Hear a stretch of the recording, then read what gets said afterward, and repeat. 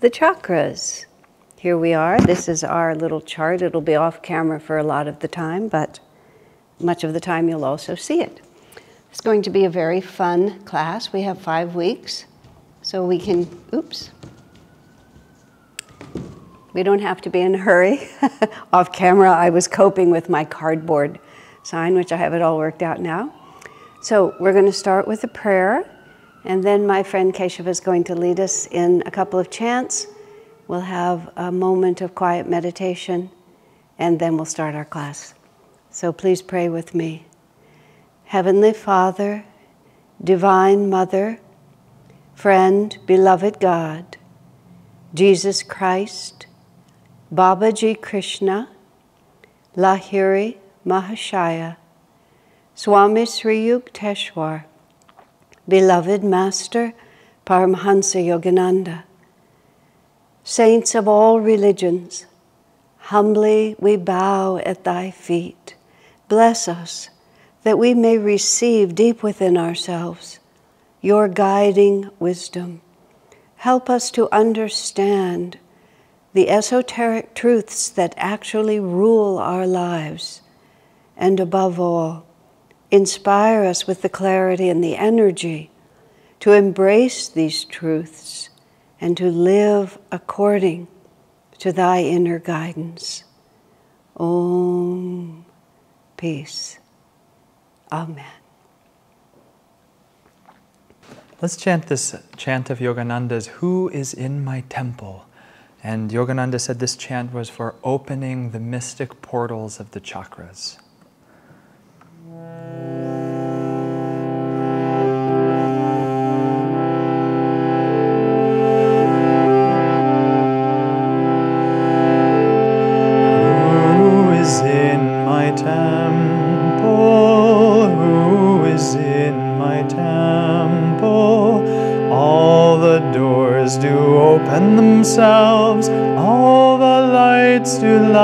Themselves, all the doors do open themselves, all the lights do light themselves. Darkness like a dark bird flies away, oh flies away. Darkness like a dark bird flies away, oh flies away. Who is in my temple? Who is in my temple? All the doors do open themselves, all the lights do light themselves, all the doors do open themselves, all the lights do light themselves. Darkness like a dark bird flies away, oh flies away. Darkness like a dark bird flies away, oh flies away. Who is in my temple? Who is in my temple? All the doors do open themselves, all the lights do light themselves, all the doors do open themselves, all the lights do light themselves. Darkness like a dark bird flies away, oh flies away. Darkness like a dark bird flies away, oh flies away. Darkness like a dark bird flies away, oh flies away. Darkness like a dark bird flies away, oh flies away. Who is in my temple? Who is in my temple?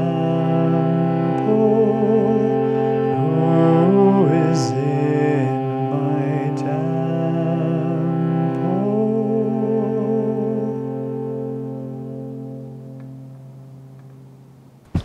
So friends, let me give you an idea of how tonight and conceivably for the rest of the month is going to go. I say that somewhat gingerly because I tend to go with the flow of inspiration. So this is my intention. And Keshava will, if you have questions while I'm going along or afterwards, please send them in.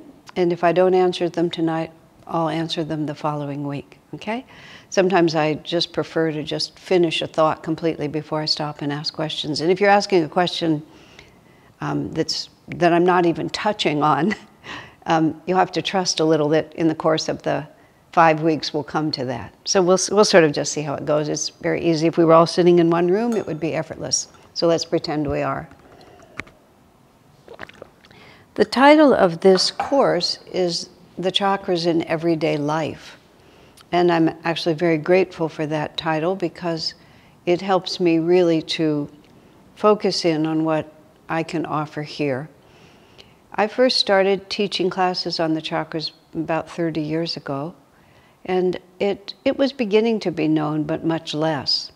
At that point, when I told Swamiji that I was teaching classes on the chakras, he was quite surprised because when he had been teaching publicly, I mean many years prior to that, he just said it was just too esoteric a subject, people just didn't know.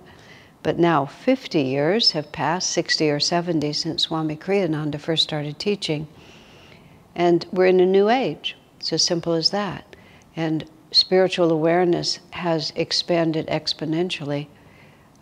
I've been in the spiritual world long enough, just in my lifetime, to see enormous changes. My joke now is that it's not that everybody meditates, but the people who don't feel a little guilty about it, which I think is real progress. And eventually everybody will meditate, in the sense that people will understand more deeply that the inner world is the primary world. And what we really need to do is, if we get our inner world in order, then everything else will follow from that. At the present time, this is being recorded, of course you're watching it live, but it's being recorded in September of 2020, and the world and the USA are tumultuous at the moment. And we don't really know where things are going, whether this is an interruption in what we're used to calling normal, or whether this is really the beginning of a completely different reality. But there is much antagonism and polarization and uncovering of abuses that need to be corrected. And all of that always brings with it a great deal of anger. And when I look on the public scene and my heart goes out to extraordinary levels of suffering, I wish to participate in solutions. But I feel very gratified when I look back on my life and look forward into whatever is left of it for me, that I feel I have been one of the most politically active people that I know, even though, and I have to admit this, for many years I wasn't even registered to vote. Because that world is not my world. I don't mean that I have dropped out of it or am not responsible. I've subsequently registered to vote and have been actually quite attentive to voting for some period of time. But every difficulty that we have in the world is the result of wrong consciousness. In 1986, October of 1986, I traveled to India. Could have been September, I want to be accurate. Of 1986, I traveled to India for the first time. I traveled to India for the first time leading a group of 30 people. All except for one of us had never been to India. So we had 4 leaders. 1 had been to India before, 3 of us had not, and 30 Americans who had never been there either. And it was the first time in my life I traveled outside of Europe or America. I've never been to Africa, I still haven't, or China, places where the development of the country was quite different. And I remember just riding on the bus, the tourist bus that we were in, looking out the window, seeing people sleeping on the sidewalk, seeing families beginning to wake up because it was quite early morning, and then I saw crowds of people, and you just especially in 1986. When you go to India now, the similarity to Europe and America is infinitely greater. That time the divide was much wider. India was still closed to foreign corporations. But I remember looking out the window at a way of life that I'd never seen. I'd witnessed, I'd heard about it, I'd seen it on film. I was very well versed in Indian tradition spiritually. But I just saw all those people, and overpopulation became not a word, but a fact. But I realized looking out the window, it's all about consciousness. We have even then, we have every capacity immediately to equalize prosperity and comfort and health and well-being on the entire planet. It would take us a minute to do it. But people don't want to. It's just as simple as that. It's not, we're not motivated to do it. And we're not motivated to do it because we don't have the consciousness required to recognize that I am one, everyone in the world is my brother and sister. We're all part of the same divine reality, and we are commissioned by God, by Divine Mother, to be her instrument in this world.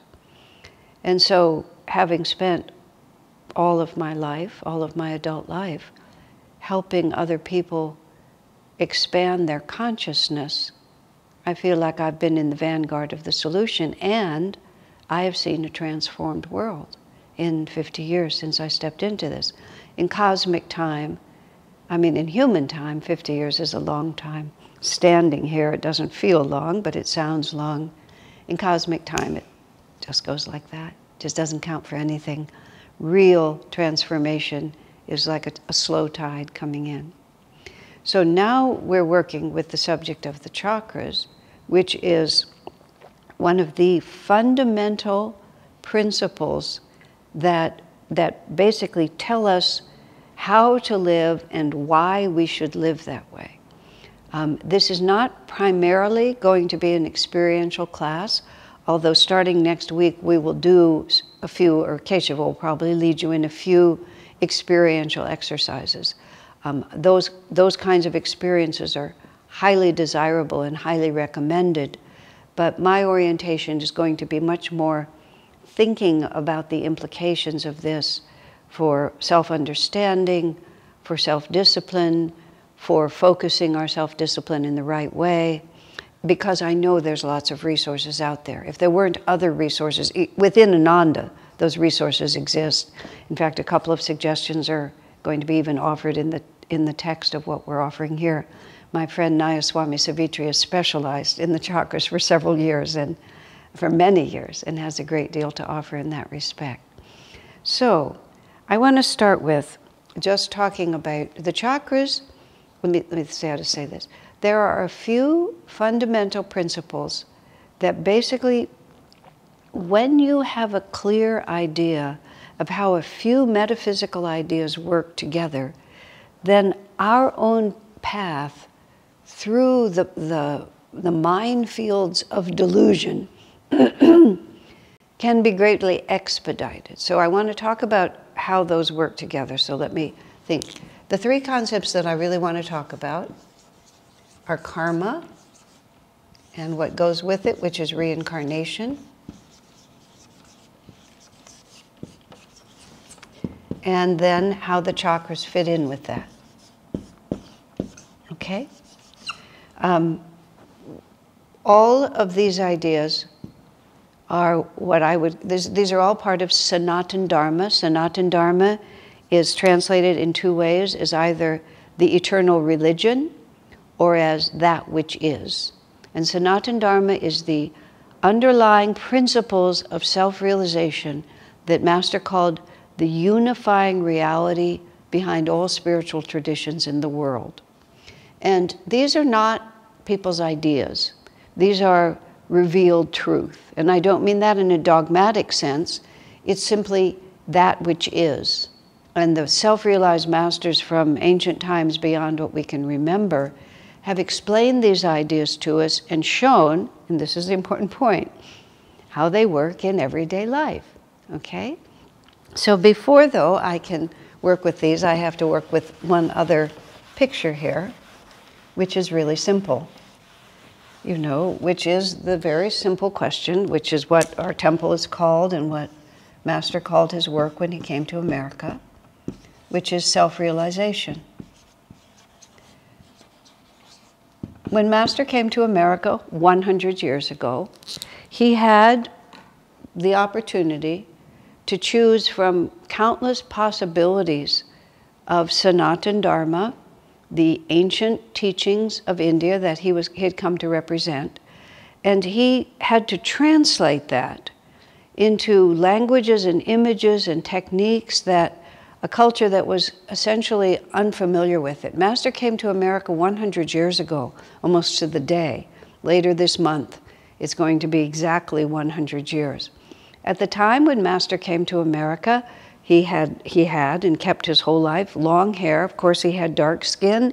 He had features that made him, you know, look like he was from India. At the beginning, he dressed completely in orange, which was the color that a sannyasi would wear, the traditional color. After a few years in America, he began to dress more in Western business attire, but only for special events would he come out in his orange robes, which was common dress in India, but not common here.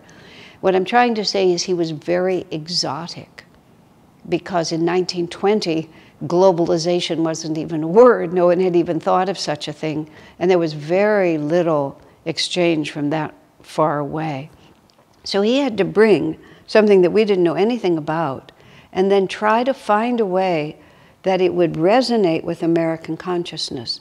And he spent a few years, he landed in Boston, and he spent a couple of years in Boston getting used to the language, getting used to the culture, getting a feeling for what would work in this country. He was 26 years old, 27 years old. He was, you know, extraordinarily powerful as a human being, and in the height of his youth, he was just an extraordinary figure. And then soon after that, he started what he called his spiritual campaigns. And he had a driver and an American automobile, and he drove back and forth across the country, visiting the largest, the most important cities in America, going to the largest halls in the largest cities, and giving these talks to literally thousands and thousands of people. He eventually met the President of the United States at that time, who was Calvin Coolidge. He became an extremely well-known figure. At one time, he was the most popular public speaker in America. That's really quite something to imagine. Now, Master was quite the showman. Just by his own nature he was. Swami Kriyananda describes how they say he ran out onto the dais when it was time to speak, and he shouted to everyone, "How feels everyone?" And then he would lead them in saying, "Awake and ready. How is everyone? Awake and ready." And then, of course, with humor and with dynamism and originality, and above all, with extraordinary consciousness, he would just fill that hall and fill the hearts and spirits of the people there. He also demonstrated remarkable powers. He would invite physicians to come up and stand on the stage with him. He would have them check his pulse in both arms, just standing there like that, and they would confirm scientifically that yes, this was his pulse, and they would agree. Then he would make the pulse in one side different than the pulse in the other. Or he would stop the pulse in one side and have it still going in the other. He did feats of strength where 6 or 7 burly people would try to hold him against the wall, and without any apparent motion beyond just projecting energy from his diaphragm where they were pushing him, he would cause them to tumble off into the floor. He healed people of many diseases. One of his programs was called, Healing Through the Superconscious Divine Power. And then parenthetically it said, "Bring your sick friends." I think of all the advertisements I saw from that time, that's my absolute favorite. Bring your sick friends, because he would heal them.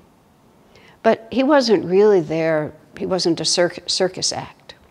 First, he was starting a spiritual revolution, the fruits of which we are living now. Because energy is shifted first from the thought form, then, consciousness is shifted. First the thought, energy is applied to that. Finally, it begins to manifest in some way. And that's how it works for us. Master launched this energy in America. And where a master is, the blessing of his presence remains forever. This is Master's own remark when talking about the value of pilgrimage. If a self-realized master has stood in a particular spot, that vibration is there forever. That's just quite an extraordinary comment, isn't it? When Master visited his disciple's house, Dr. Lewis, his childhood home, Dr. Lewis's childhood home, perhaps where he still lived, Master stepped at a certain place climbing up the stair, just going up the stairs. He said, someone had an experience of God here. And Dr. Lewis, who at that time was less than 30, said yes, when he was 6 years old, he had a vision of an angel right on that spot. He'd never told Master, but Master knew it. Thus, going to Assisi to be where Francis is, to going to India to walk where the sages are, to go to Israel. But what Master did is he went back and forth across the country, and he just planted in the ether and planted in the soil this rising possibility of a whole new understanding of life, which now, 100 years later, has become quite, let me see what to say. It's still not the majority, but it's no longer so esoteric that people don't know what we're talking about. And the first thing that he taught people, very simply, and this is where he chose this word, self-realization. He could have called his work anything at all. There are countless Sanskrit words. In India, he called it Yogoda Satsanga, which is a wonderful name, but it doesn't mean anything to the English ear, the American ear. So this is what he came up with. And this has tremendous subtlety of meaning, which is why it was such a perfect word, and it's why we call ourselves Ananda, Temple of Self-Realization. And anyone who's related to Master wants to use this word because this is the name of the spiritual path that he brought. Self is always written with a capital S because in English, of course, there's two kinds of selves. We speak of self, which means I, as I am, as I see myself in a physical body, as I identify as an ego. And then self with a capital S means the divine. But it's not the divine as separate from me. It's my own, but infinite self. So it's that word right there, we've defined an understanding of spirituality which is completely different than sitting in an institution and having the priest intercede for us and give us a dogma of what it is that we're supposed to do and how it's going to be decided whether we're saved or not saved. It's that this is my own self. This is my spiritual path, and it is my own self. To support this, Master said, the only place that God can be experienced is in the human nervous system. That whole sentence has always just so intrigued me because it's so extraordinary. You start out, the only place that God can be experienced, and you expect that's going to take you somewhere, to the Via Dolorosa in Jerusalem, or, in the Himalayan caves, or in the king's chamber, the tomb of the king in Egypt. But instead he says the human nervous system. And of course that's going to lead us right directly back to the chakras, because the chakras are how a promise and a statement like that becomes quite practical and comprehensible to us. It sounds like, where in the human nervous system? In my arm, in my elbow, in my finger, in my ear. What does that possibly mean? But when we start talking about the chakras, we'll talk exactly about it. So the divine, my own self as divine, or the divine part of me, as you want to call it. And then the wonderful word is realization. And realization is, I'm a wordsmith, so of course I contemplate these things and I really enjoy them.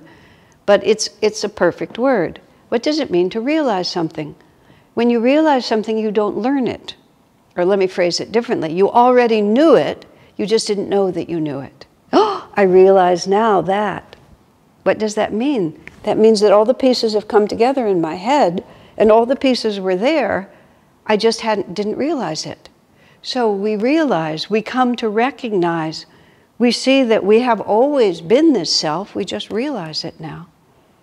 So in this phrase, self-realization, is really the whole spiritual path, because it's the human nervous system is where I experience it, and I don't acquire anything. I just expand my awareness. Over the course of many years, trying to find ways to communicate, these teachings that will make them non-sectarian and comprehensible to those who are not already deeply devoted to God and Guru, so that we can understand the universality of it. And that simple word, awareness, is another really key word that we need to think about in this. Awareness is like realization.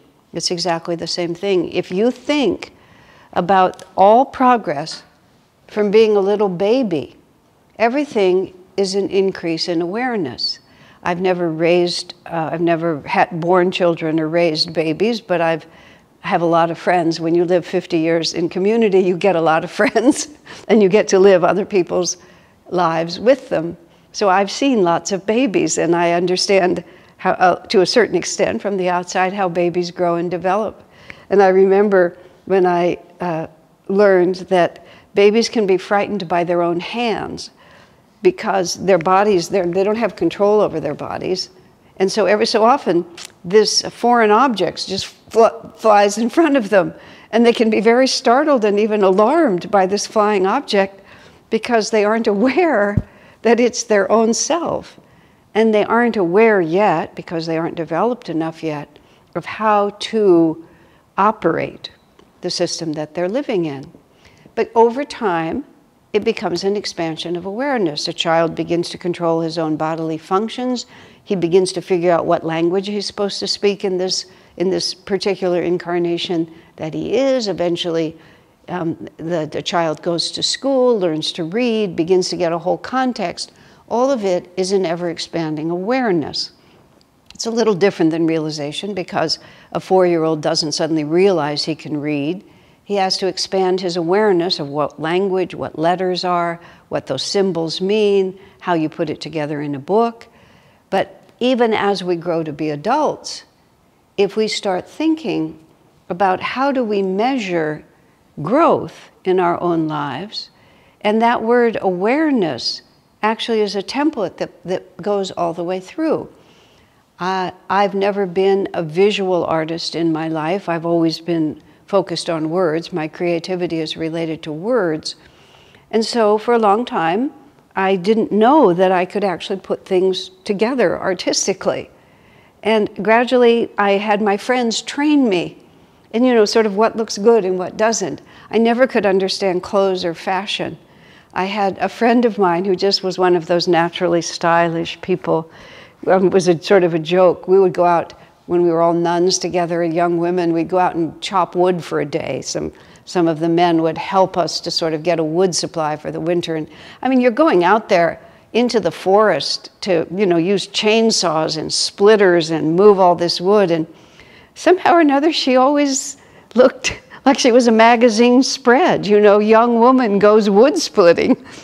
And I don't know how she did it, but it was just in her DNA. She could, I looked like a bum and she looked like a fashion icon. So I had her go out and teach me, because I just, for some reason, I just didn't get it. And we'd just go through the racks of clothes, and I would pull something out, and I said, "Is this nice?" And she would say, "No, actually, it's ugly." And I would say, "Why is it ugly?" And she would increase my awareness of how pattern worked together, about how lines work together, about how fabric worked. And gradually, I increased my awareness and actually became quite good at it, and that's a very small, trivial thing. I've also increased my awareness of being raised in a Jewish family where my brother was the state champion in debate for 2 years running, and this is a state of Texas, not Rhode Island, Texas. And he won 2 years in a row, his junior and senior year of high school. That the conversation we had around the dinner table was actually debate, and it wasn't conversation. And I was quite old before I realized, before it came to my awareness, that most people didn't enjoy just putting out all your best arguments and then waiting to see what the next person did, and then answering with your best arguments and then waiting to see what they did. This to me was just like, isn't this how we talk? And then I came to the awareness that, as one of my dear friends said, that's actually a conversation stopper instead of a conversation starter. And then, of course, much more fundamental and deep levels of selflessness and concern for other people's reality and expanding beyond our own self-interests. But all growth is an increase of awareness, isn't it? I'm aware now that, this kind of a lifestyle is not suitable for me, and I'm aware now that this person that I was enamored of has qualities that I wasn't aware of until I got close to them, and then I'm aware now that this is not good for me. So the question is always there, which is like, what is the limit of expanding awareness? If I'm much more aware now than I was 10 years ago, in 10 years, can I be much more aware? And then in 10 years, and 10 years, and 10 years? And that's answered by this question of self-realization, which is we keep expanding our awareness until we realize that we are the divine self. Now, that's the fundamental premise of Sanatana Dharma, is that awareness can expand literally until it embraces infinity. And one of the premises, which comes directly back to the chakras, and we'll see how specific we get tonight. We'll certainly get very specific next week. We'll see. We'll just wait and see. Now just a second, I lost my thought there. That principle of Sanatana Dharma goes back to the human nervous system, that it all begins to come together because we begin to understand that if we actually start measuring our growth by increased awareness, we start having to ask a different question, which is, what is the purpose of life anyway? Is the purpose of life to ever expand our awareness until we become infinite in our awareness? Or is it merely to acquire things, just to gather things, to have them, to keep them, and to get more and more of them until we die and have to put them down? I mean, it's just that starkly, it's a real question. What determines a successful life? Well, if we think in terms of as we go along, we realize that every development that we considered positive is an increase in awareness. So where does it start? Where does it end? So with self-realization as the goal, the problem we run into immediately is that almost nobody's going to make it.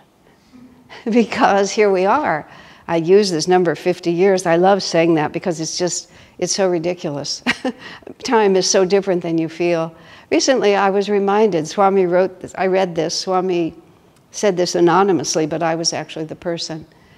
His parents, Gertrude and Ray Walters, wonderful people who I was privileged to know, they both died in the early 80s, in 1980s.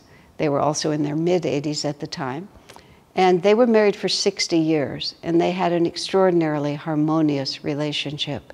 Everybody in their circle of friends knew it. I'm just going to digress just because it's so charming. When Ray Walters was asked sometimes what was the secret of his happy marriage, he said, after Gertrude and I got married, he said, the first night after we were married, I said, Gertrude, I am the man of the family, and as a consequence, I will make all the important decisions. And well, ever since we decided to get married, he said, there just haven't been any other important decisions to make. And that was pretty much, and I saw them up close. I lived with them for a couple of months when he was ill, so it was true. No decision was more important than the fact that they loved each other. And so he died, and 6 months later she died, as often happens. And during that little interlude, she actually attended a wedding at Ananda village where I lived at that time. And she was melancholy, of course. She was melancholy for most of those months. And I was standing next to her, and I said, you were married for a long time, weren't you? And she said, 60 years. My, I said, that's a very long time. And I'll never forget, she just looked up at me and said, no, it wasn't. It's just so beautiful. What a sweet thing to say. So here I am, using the number 50 because I know it sounds big. It doesn't sound big from this end. It sounds big from that end. But I've been as dedicated to the spiritual path as I'm capable of being. I found it when I was 19. When I was 22, I met Swami Kriyananda. A year and a half later, I moved into the community of the Ananda village, except for a brief interlude living in Palo Alto before we established a new community. And that year and a half, we were working on establishing one.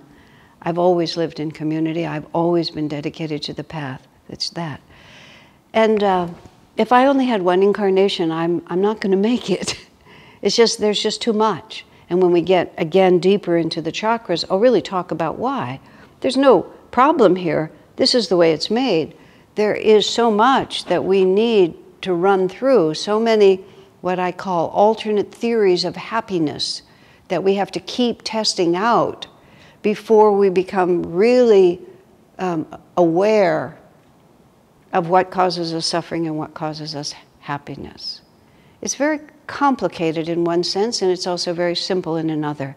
And there's another factor here, and these are metaphysical questions that I can repeat to you, but I can't really spin out the answers to them. They're just facts as far as I know.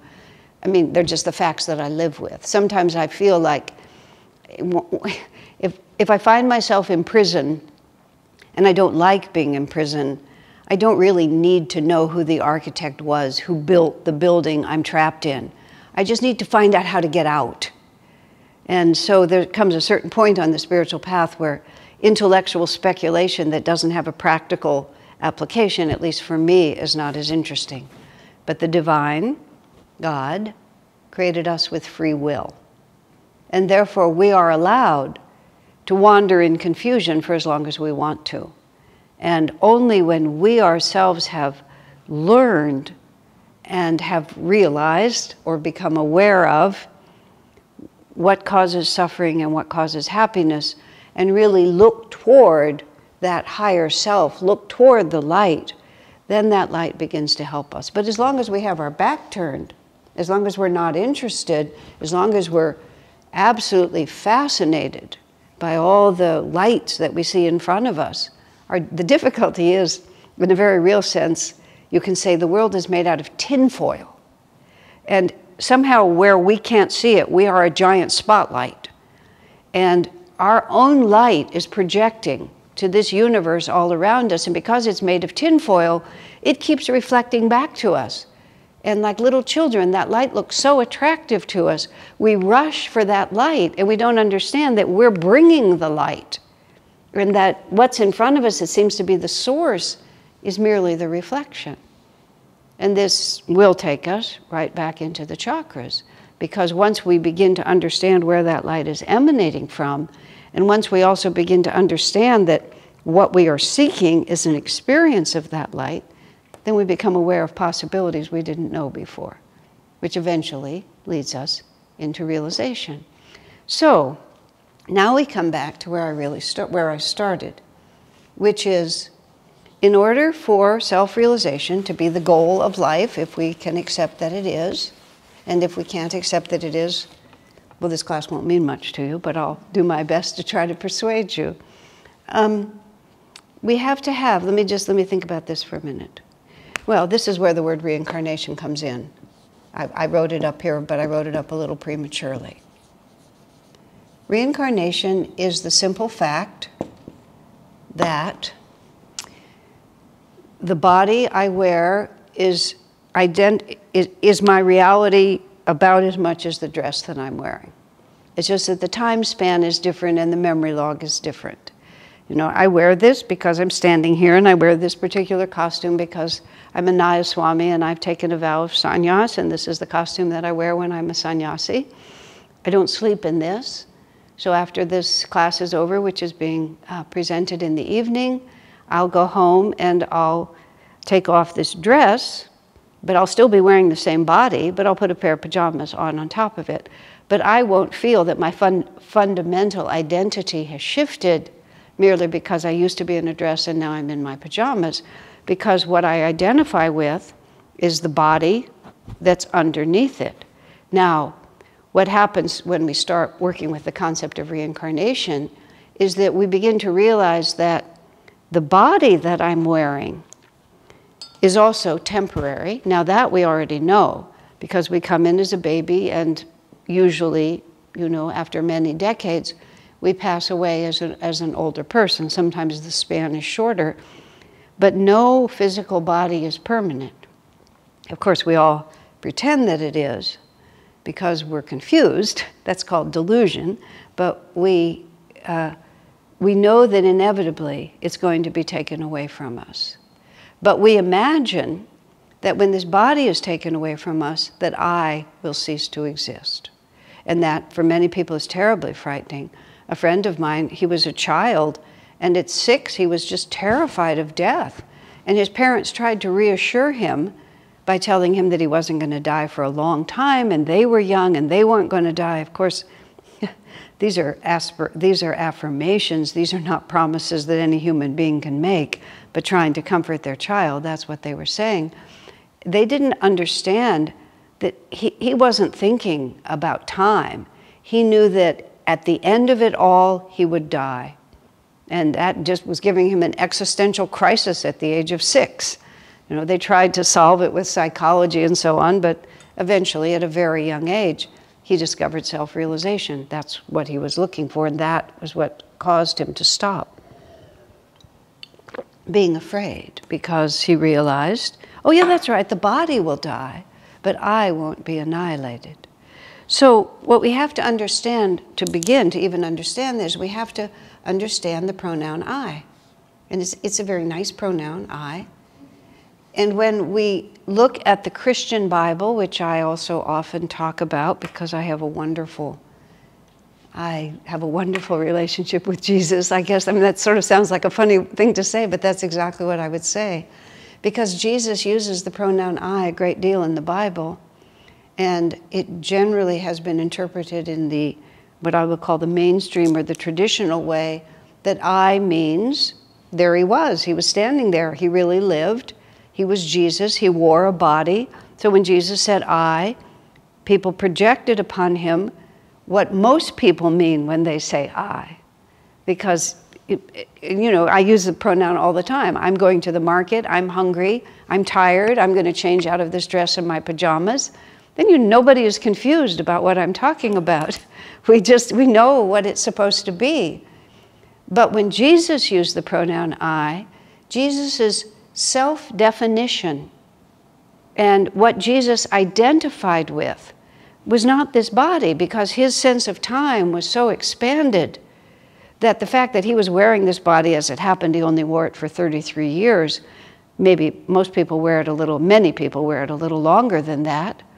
But just because he was wearing this body, it never meant I. When he meant I, actually he knew that he had a body. He knew that he was Jesus. But when he used the pronoun I in a metaphysical sense, he was talking about the infinite self, the Christ consciousness. There's many different words here which are not all relevant to what we're talking about tonight. But it was I, the infinite, that he was speaking about. Because he wore his body, but he had realized the self. Jesus was a self-realized master. That's what that phrase means. A master, he's mastered delusion, he has realized the self. And so then when Jesus said I, he meant the infinite. And so if you read the Bible, just shifting the meaning of the word I based on what Jesus meant when he said it, the whole Bible reads completely differently. And a tremendous amount of the competition and confusion and contradiction, it just goes away. So when we speak of I, we're actually talking about I'm going to put 3 elements. The soul, and I'm going to put in this word which some of you know, the jiva, and the ego. Now, ego and soul are English words. Jiva is a Sanskrit word because there's just no equivalent. Part of the problem in talking about spiritual things, even the I right here, is that English, which is the only language I speak, and most of the languages that we work with, unless you're talking about Sanskrit is the best, don't have exact words for these shades of consciousness. So we have to understand it. Soul is what people mean when they're talking about the infinite, talking about myself as one with God. You can speak of your soul, but it doesn't actually have a personal identity that much. It's very hard to sort of think about it, but you can talk about soul awareness, soul consciousness. We get a general idea of what we mean. Ego is who we think of ourselves. My ego is, I mentioned already, I had Jewish heritage. I had a brother who was a champion debater. You know, I have developed a pretty good artistic sense. I'm a wordsmith. These are all the limited definitions of who I am acting in this world. Now, jiva is, as Swami describes it, he said it's the necessary word between soul and ego. Because soul can be defined as the undifferentiated infinite. But there is also a quality of individuality, and it is the jiva and reincarnation that go together. That's what we're working with. Swami describes jiva as the individual living through this experience, but without the pride that comes in when you have ego. So you're neutrally living through it, but your individuality is there. Master said that every atom of creation is dowered with individuality. That individuality is an everlasting reality. And it's a very interesting thought. This is the little bubble. The jiva is the little bubble of divinity, which through all these incarnations consistently has its experiences, puts on bodies, takes them off, puts on bodies, takes them off, but is always still the same, existing between these two realities until finally the jiva, the bubble, merges into the ocean of the infinite. But Master says, can still exist as an individual, which is why, for example, if you pray to Jesus, Jesus will appear to you. Jesus, the jiva, has merged into the infinite, is one with the infinite, but can still be called by our prayers to see him as an individual, a divine mystery I can't answer. But when I talk about the I that goes through all this reincarnation, and the I that is really the self, small s self, that is going through this extraordinary journey to self, capital S, self-realization, jiva is the word that we want. The jiva becomes involved, it animates the ego. Ego is when the soul, not the jiva, it's a little confusing, but the self that is infinite identifies with that which is limited. That's what ego is. When I'm acting in my ego self, I'm animated by the jiva because that's the life force that keeps me alive. But when I'm acting in ego, I have defined myself as limitation. I have forgotten my soul nature. And the jiva goes through this drama. This jiva is the spark of infinity, but it becomes ego. It acts through ego, and ego thinks that I have one mother and one father, and in my life I have one sister and one brother. I have a Jewish heritage. This is what I look like. I'm female. I'm of a certain size. I have this skin color. I have an intellectual bend. I'm a wordsmith. All of the things that I said, I have become convinced. The ego is convinced that that's who I am. I haven't actually become this.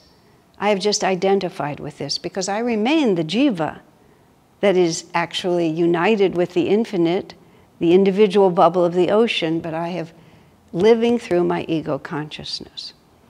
Now, self-realization is to reverse that, obviously. Self-realization is for the ego self to give up. Let me think how to do it. Is to change the concept of what I is. and this is when we start really specifically talking about the chakras, ego identification is the negative pole of the point between the eyebrows. Ego identification is at the medulla, and infinite identification is at the spiritual eye. And these are two poles of the same chakra, which is my individuality. Have I defined myself as ego, which is to say identified with limitation, or have I defined myself as soul, which is identified with infinity? And the animating force of the jiva, either it gets trapped in ego or it gets liberated into soul consciousness. And the entire spiritual path, and also talking about the chakras, is when we shift the sense of I from the medulla to the spiritual eye. Because am I acting as a separate entity that was born at a certain time and that will die? Or am I operating as Jesus was when he said I, which is I am one with the infinite spirit. And I have always been. You know, there am I in the midst of them. I have always been. So, reincarnation. Well, I'm going to take all of this off the board for a minute here, and so then I'll draw a picture that is also important in a moment. At a certain point, whenever that point was, and this is, again, these are metaphysical things that I can speak about, but they're just words. These are not revealed truths to me. These are truths that I deeply believe are true, because I have experienced so much around these points and experienced so much absolute truth-telling from Swami Kriyananda and from Master through his writings and through my inner relationship with him, that I know that this is true because they say it's true, because I believe them. At some point or another, the jiva just set out on this little journey. We were projected out from the divine, and we were given free will. And reincarnation actually begins, the jiva actually begins before the human level. If you want to just like go, wow, that's really confusing, but we do. Master said he remembered himself, which is to say the unique spark of divinity, which is him, his jiva, he remembers it at the level of a diamond.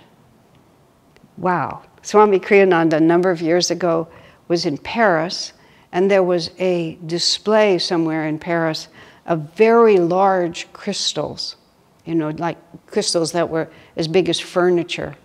And he said it was so fascinating to be there because he knew he was in the presence of conscious beings. But he said the quality of their consciousness was, it was neither plant, nor animal, nor human. It was crystals. And Master speaks of there being some kind of individual consciousness all the way back to the level of a crystal. I wear two gemstones for astrological reasons. This one's an emerald and this one is a yellow sapphire. And when I bought both of them, they tend to be on the large size. I guess I just like big gemstones. But in both cases, they were the ones I have on my hands now were sitting in a pile with their brothers and sisters, a brother and sister emeralds and brother and sister yellow sapphires. I sorted through them, and both of these, and of course they couldn't move themselves, they weren't ambulatory, but both of them just said to me, and maybe I projected it, but it sure seemed true to me, "I'm yours, take me home." And it was just as simple as that. Someone gave me another gemstone, but it was never mine. I finally had to give it back. I just couldn't, it just wasn't mine. It had consciousness, and we weren't exactly friends. So I took it off and gave it back, just humorously. I wear them on two different hands, although this stone is supposed to be on this hand. But when I asked them to share a hand, they're both kind of divas, and they really didn't like that. I mean, I would just walk around, and they just really didn't like it. So when I gave them each their own hand, they got happier. I don't know. Maybe it's all fanciful, it's entertaining. But Master said he went all the way back to being a jiva, a diamond. Now, what Master's also saying, which is also a little known understanding, is that Master was not always a self-realized master. he became a self-realized master. You see, this is the principle of Sanatana Dharma. This is the teaching. Every jiva goes through this experience and becomes self-realized. Also Jesus, which is a great deal of confusion in the Christian teaching, which I address in other courses, so I won't go in depth here, but he became self-realized. Every step of the journey from being a diamond to being Paramhansa Yogananda as a self-realized master, although his realization came much earlier than that. He was Arjuna with Krishna, and his realization may have come before that, who knows? Because once you're self-realized, you may choose to take a body as often as you want, merely to serve others. But he went through every stage. Progression in reincarnation is automatic, Master says, up to the human level. There's a kind of an intuitive expansion of awareness and experience, and you keep trading in your body. As soon as you have reached the limit of the possibilities of awareness that that body can give you, then you will shed it and put on another one, because it's the jiva, which is the individual drop, is always being called by the ocean. You know, just when water emerges from the earth, immediately it starts heading for the ocean. And that's what all water does. It heads for the ocean. Everything in this world is a symbol of a higher reality. The jiva, as soon as it's manifested, begins to try to find its way back. Its way back to its source. It doesn't always go in a straight line, which is where eventually you will hear the chakras come in, and reincarnation and karma all play themselves out to make this work. But Master says progression through the levels of the body, and think about it, even though a crystal is a magnificent form, it's not ambulatory. It can't have any experiences. It can't mate and raise children. It can't explore for food. It can't have, it exists. It has an awareness, but it has very little will to function. Even as you move through the various animal stages, you see that they progress in the possibility of experience that will increase their awareness.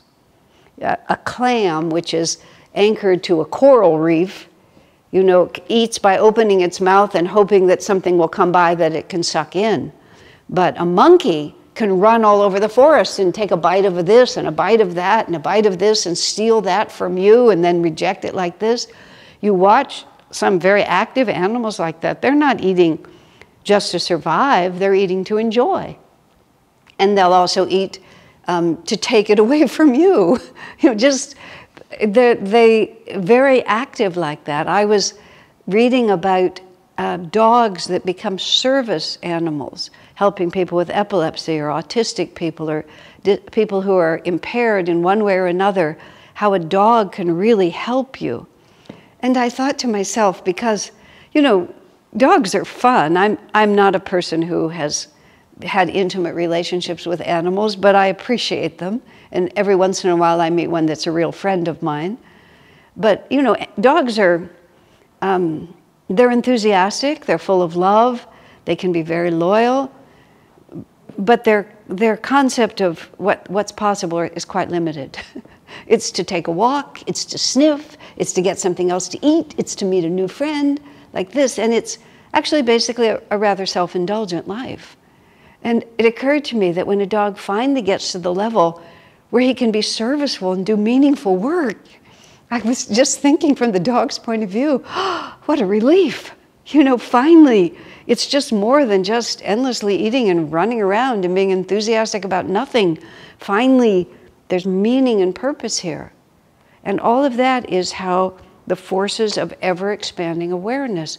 You exhaust the possibility of being a lizard, and then you get to be a squirrel, because a squirrel has much more going on, perhaps, than a lizard has, all the way through. Master said, just for information's sake, he said the most advanced animal forms are dogs, horses, and monkeys.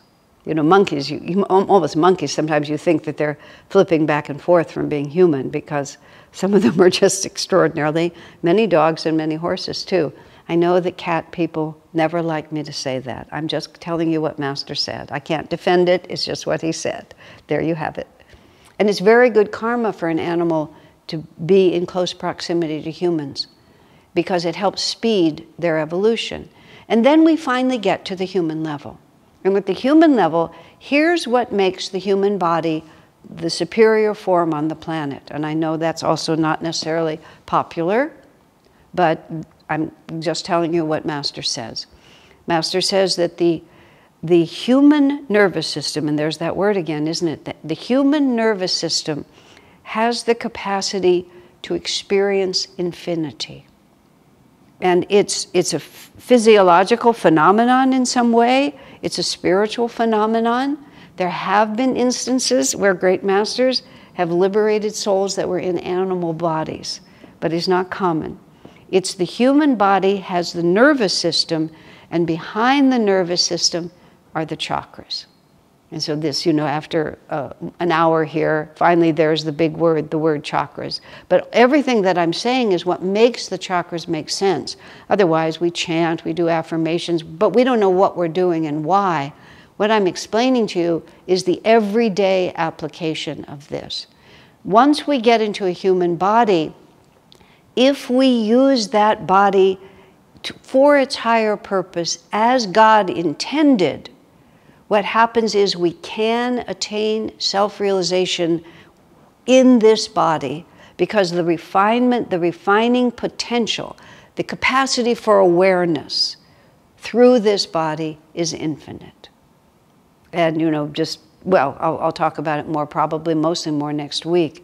But so once we get to the human body, then we enter a completely different stage of the journey. And we have the capacity to have free will. We gradually develop language, we have tools, we have reasoning, and what it is about the human body and the human mind is that we can reflect about our own existence in a way that, I mean, of course, very advanced animals can learn, can remember, can make decisions, but we can actually reflect on our own existence.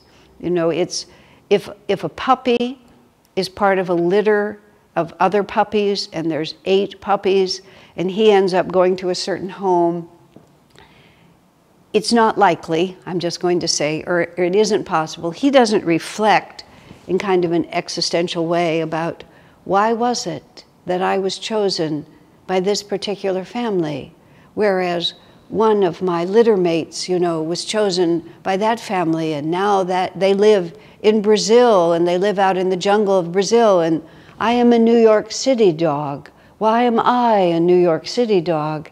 You know, just, you can't even imagine it, because the awareness capacity of that dog, even though he can love and he could become a wonderful service animal, he can't reflect like that. But a human being gradually has the capacity within himself or herself, I use the word him, but I mean it, just us, to be able to gradually accumulate awareness of the cause and effect experience of suffering and happiness. And of course, every sentient being can do that. That is the unifying reality among all sentient beings, is the desire to escape suffering and to experience happiness. You know, if even the worm, if you poke it with a pin, it will recoil. Why does it recoil? Because it feels pain and it has a desire to escape that pain. And what the difficulty with the animal form is that its capacity to integrate that experience, to learn from that experience, and the capacity to have enough experiences to finally give it a complete awareness of what causes suffering and what causes happiness. We need to have a human body in order to be able to do that. But then the big learning process starts.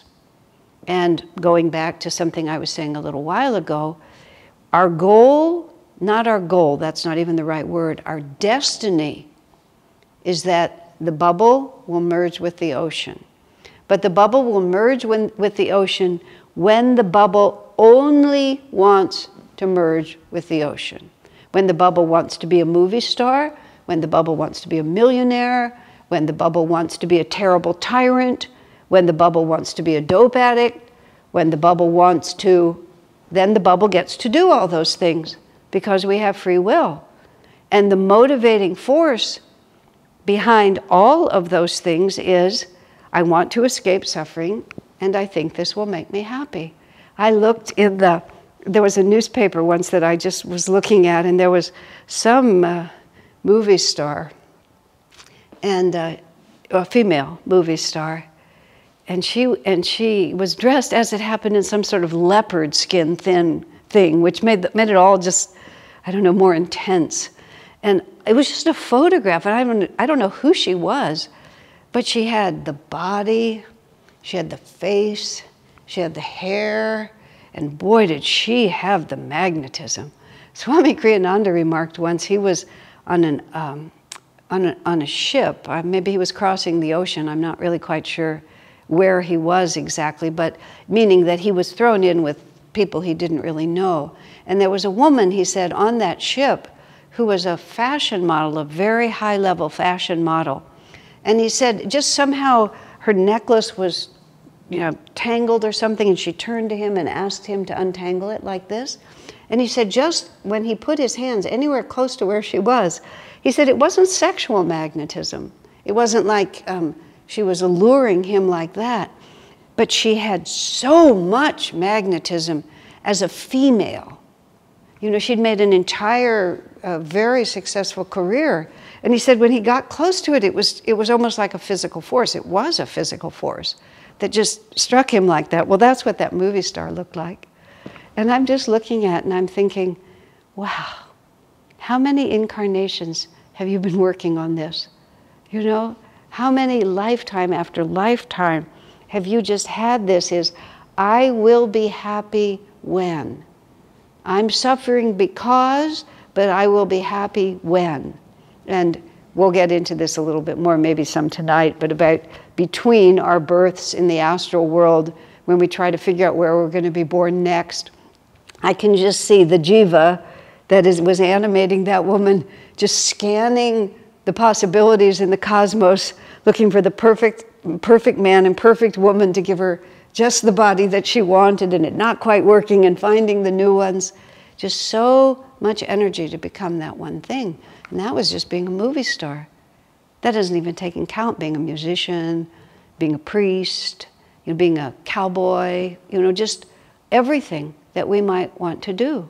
So what happens to us as jivas, we're manifested from the infinite, we set out on this journey, we're trying to understand where suffering comes from and where happiness comes from. And we just start experimenting. And one of the things that, it's just one of those divine realities, and I don't know why God did it, but He did it. We tend not to take anyone's word for it. We tend to just need to find out for ourselves. And that's one of the reasons that it takes us such a long time. I mean, we can obey, we can cooperate, but it's when we really experience something that we actually really know. I remember someone telling me, don't set the suitcase on top of the hood of the car because the little feet will scratch the hood of the car. And, I mean, they told me that was true. But, it was convenient. I just put the suitcase on the hood of the car, and then when I pulled it off, lo and behold, it scratched the hood of the car. I mean, it was such an obvious thing, I could have believed it. But I didn't. I had to scratch the hood of the car before I actually really believed that it would do that. And when someone tells me being a voluptuous movie star won't really make you happy, I would think, what do you know? I have to try it. I have to find out. It sure seems like it's going to make me happy. Oh my goodness, but I got old. Oh yes, I didn't quite take that into account. This was very fulfilling, but it was a little short-lived, wasn't it? I have had very little experience with movie stars, but I had a brief encounter with a lovely lady who became a friend, but someone who's more experienced just sort of whispered in my ear, the woman is just turning 40. And in American movie stars, 40 is a pretty tricky age because you're not quite young anymore. You know, do you have a career after 40? It's like, oh, yes, it was fantastic, but look what happened. I'm so amused by this wonderful quote I read just speaking about short-term satisfaction.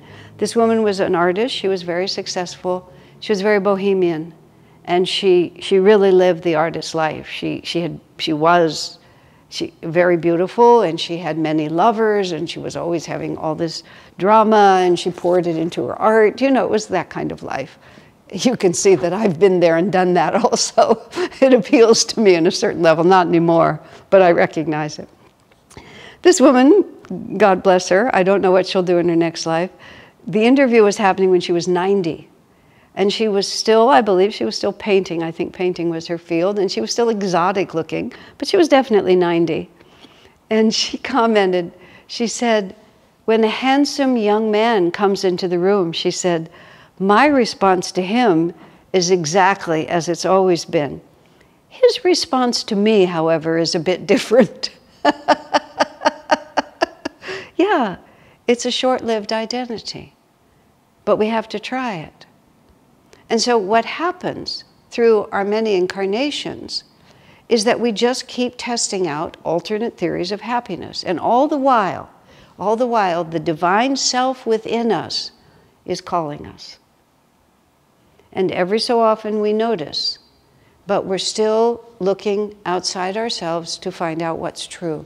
So, life is a series of asking questions, and the question is, you know, what is real? What is real? You know, where does happiness come from?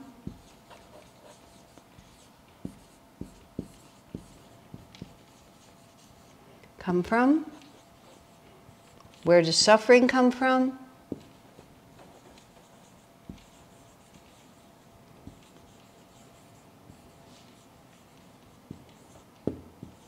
And I have the question, what is real, but also what is lasting? I was just spending a lot of time talking about beautiful, youthful-looking women, which may be beautiful and may be very enjoyable, but what is lasting? Where does suffering come from? Where does happiness come from? What is lasting? And the journey that the soul is on is to find out what is real. Not just what appears to be real, but what is really going on. Who am I? You know, am I the body I'm wearing? Or the body that I'm going to wear next, or next, or next? Who am I? What is lastingly real? Where does suffering come from? Where does happiness come from? Now, the fact is, and much as we would rather have this not be true, because we want to have it our way, the ego wants to make up its own mind. The ego has a very simple agenda. And the ego likes ease and pleasure. Except, unfortunately, we find out over time that ease and pleasure do not result in happiness that lasts.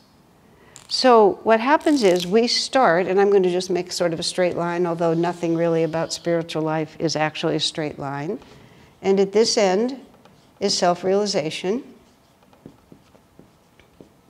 And this is the end of the soul, what we would call the soul's long journey. And at this end is delusion.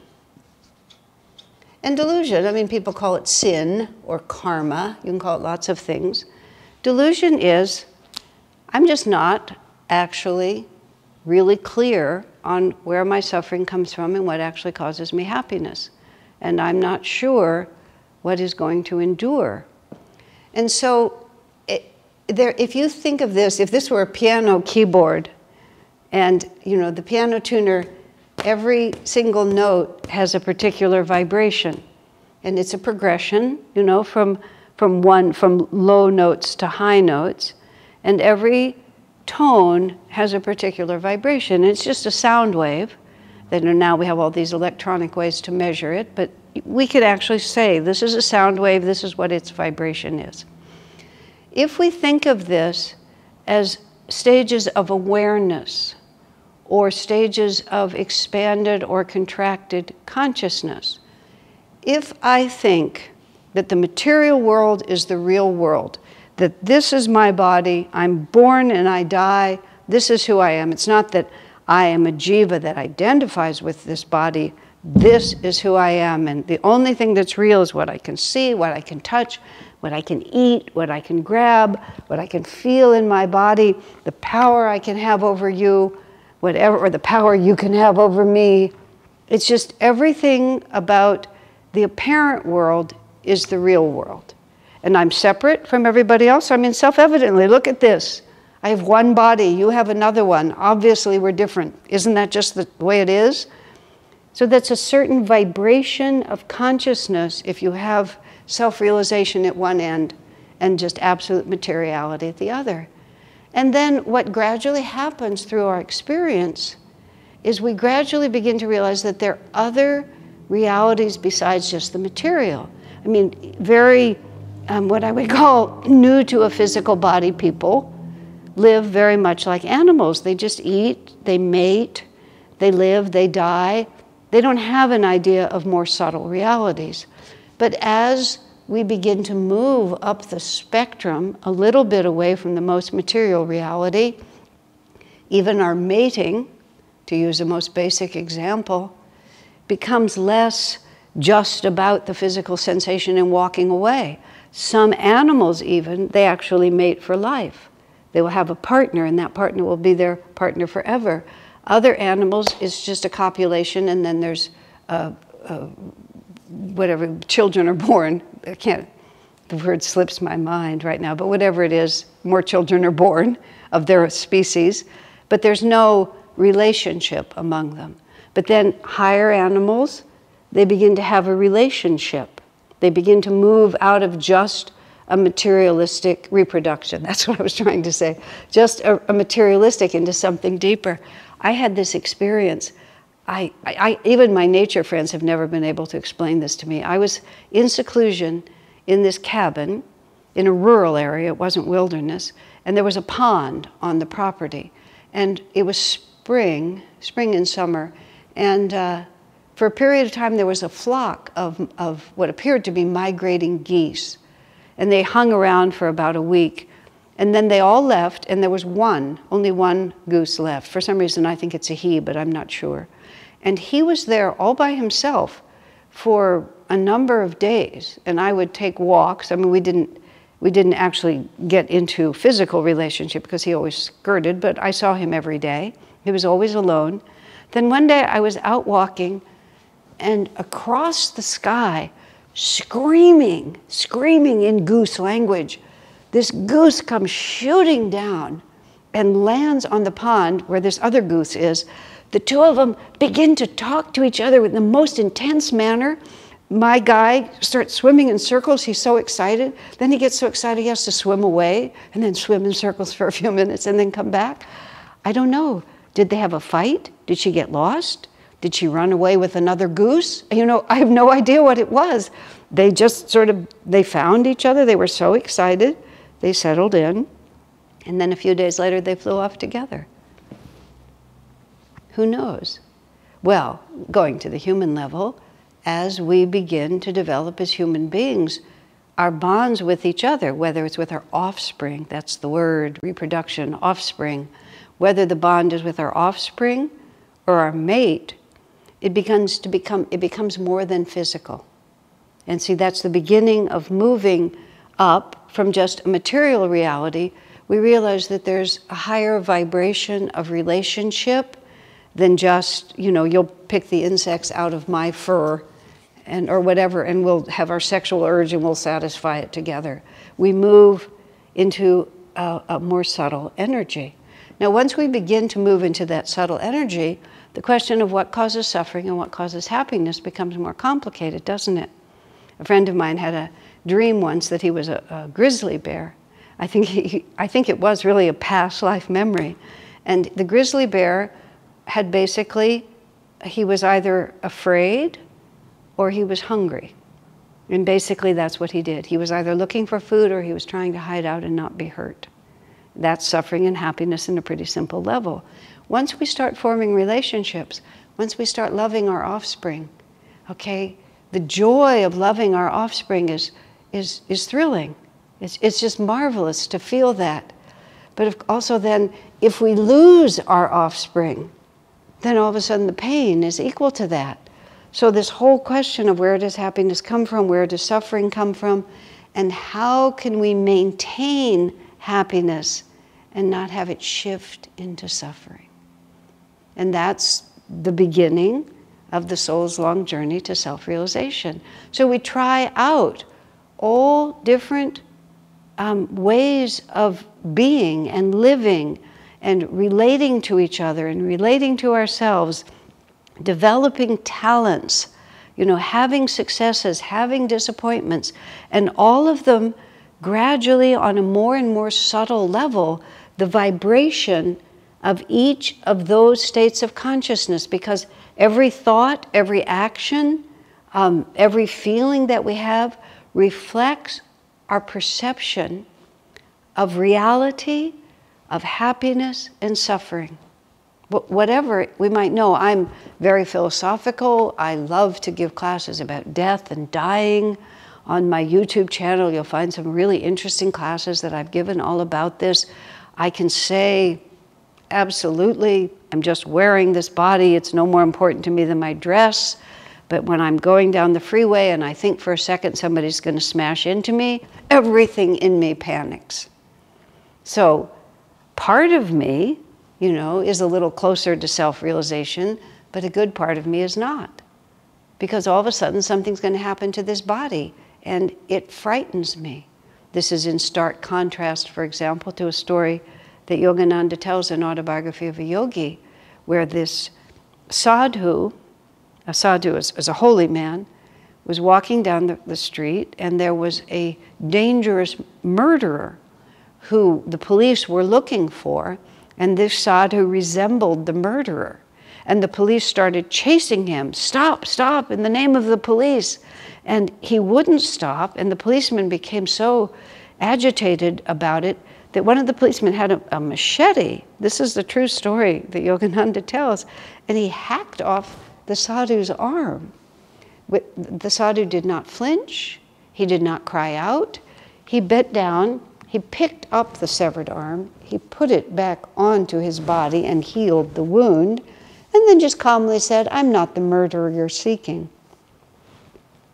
So his relationship to his body was real different than my relationship to my body. If you look on the scale from what is real between delusion and self-realization, he was living over here. Intellectually, I'm living here. In actuality, the actual vibration that I express. Now, because we are ego-identified, and therefore we identify with the limited experiences of this entity. I am the jiva, but I don't know that as clearly as I know that my ego. Everything that I do sticks to me. I think that if it happened to me. Yogananda said, we make a grave mistake when we think that everything that happens to us personally concerns us personally, but that is the grave mistake we make. So when I have a thought, I have a fear, I have a desire, I have a disappointment, the ego identification causes it to stick with me. And so rather than it just happening and going away, it becomes part of my energy field. And that energy field is really who I am. This whole universe, which we think of as matter, even the physicists tell us, is not material at all. It's energy in different patterns. And when I talk about this spectrum, I'm talking about energy vibrating in different levels of consciousness to create different realities. Now, at the end of my hour and a half today, I brought us exactly right up to this point. The chakra system is not physical. The chakra are energy centers within the body from the base of the spine to the crown of the head. And if I hold this little chart up finally, this is what it is. These are the chakras, the 5 chakras here, the medulla, the spiritual eye, and then the crown chakra. And next week I'll start right in with this. Each of these represents, now each chakra has a upward moving liberating aspect and what I call a horizontal expression, where the energy is simply dissipated out rather than used to move us upward on the spectrum. It's just spending the energy wherever it is. Each of these chakras and their horizontal expression represents a vibration of consciousness here. And how low the lowest chakra goes and how high it goes depends on our whole evolutionary system. But every time we think, act, or feel anything, it's a vibration of consciousness that stays with us and becomes an energy pattern in the chakra. So much more than what you look like, what you do, who you think you are. None of that really defines us. What really defines us is the energy pattern in our chakras, because this is an energy universe, and we move through this world as a pattern of energy. And that pattern of energy is not fixed, because every time we act or think or feel, we shift that energy pattern according to the quality of consciousness of that action, that thought, or that feeling. And once we really understand how that works, we move from being an effect in our own life to learning how to be the cause of our own destiny. Okay, my friends, I think that's it for tonight. If there were any questions, I'll start in with them next week, and I'll start right in on the chakras, because now we're there. God bless you.